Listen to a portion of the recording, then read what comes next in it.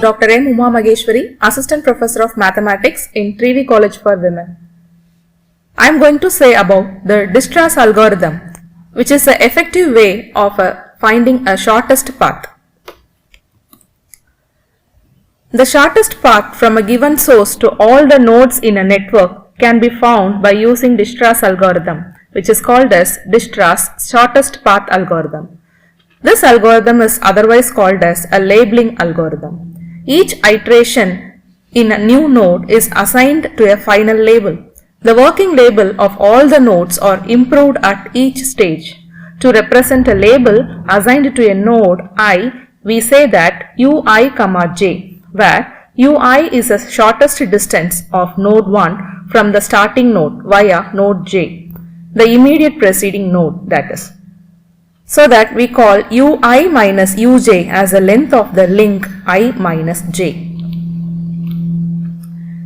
Now I shall explain the steps involved in the Dijkstra's shortest path algorithm. Step 1. We have to label the initial node as 0, dash, as it represents the origin. The dash represents that this node has no preceding node. Thus we shall tick the node. Hence that node is solved. Step 2. Update the working labels of all unticked nodes that can be reached directly from the last solved node. Step 3. Choose the unticked node with the smallest working label, that is having smallest ui, and mark its working label as its final label. Now tick this node to indicate that this node has been solved. Step 4. We have to repeat steps 2 and 3 until the destination node is ticked. Hence the problem is solved to find the shortest path. Now let us check this application of Dijkstra's algorithm to determine a shortest path from A to C for the following given network. Here a network is given like the origin is A and the destination is C. From the origin we have nodes like B, E as well as D which have to reach the destination C. We follow the step 1. First of all, label the starting node A as 0, dash. Hence we have labeled the starting node, that is the origin. As no further improvement is feasible from this node, we mark this label as a final one. Now we are going to tick the node that is indicated here. Step 2.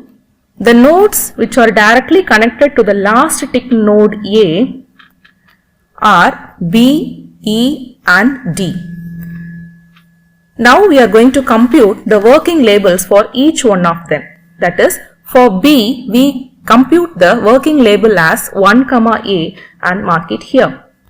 And for the node E we calculate the working label as 4, A and mark it here. And for the node D, we calculate the working label as 5, A and mark it here. Thus, step 2 is completed. Now, we pass on to the next nodes. While checking the unticked node with the smallest working label, it is found as the ticked node B to indicate this has been solved, so that we tick node B. And from this node B, we are going for the unticked nodes directly which are connected to the lastly ticked one, that is B.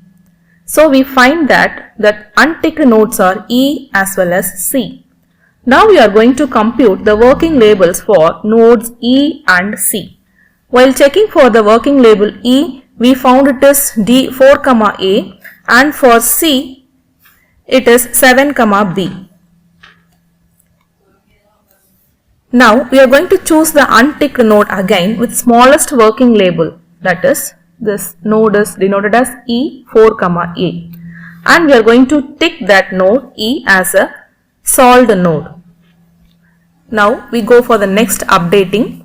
So we are going to find the working labels of all other unticked nodes. Now we find that all the nodes are being ticked. So we tick the final node as D to indicate that this node also have been solved. Now we find that all the nodes from A, B, E, D as well as C has been solved. The unticked node directly connected is now solved so that all the nodes from origin to the destination have been ticked. And once all the nodes are ticked, the algorithm stops. Now for finding the shortest path from A to C, we found the shortest path like this. That is, from the destination we are making a backtracking so that from C you are going as 7, B and then to B and then to A. That is backtracking from C to B, B to A.